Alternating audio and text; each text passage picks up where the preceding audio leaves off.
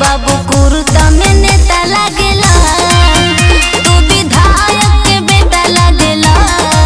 ए बाबू कुर्ता में नेता लागेला, जन जन के चहेता लागेला, जन जन के चहेता लागेला।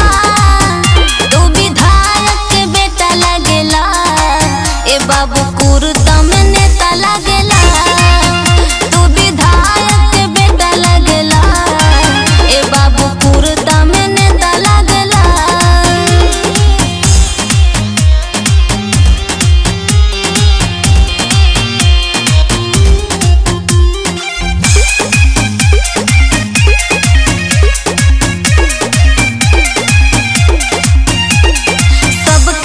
बोले ला हंसते हो, सब कहे नेताजी नमस्ते हो।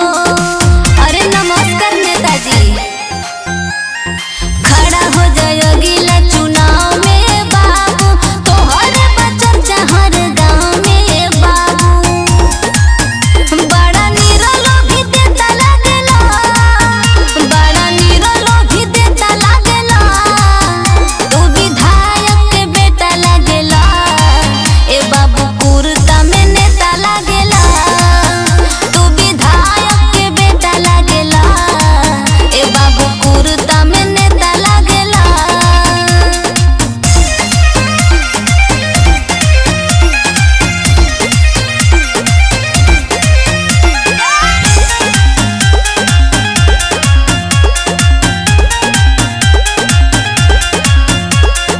एमे बीएड बाड़ा कइले तू, नाम बड़ा बहुते कमैले तू। अरे जिया नेताजी, पार्टी बना लो ये अमित रंजन, करे के न बाटे केहू से गठबंधन।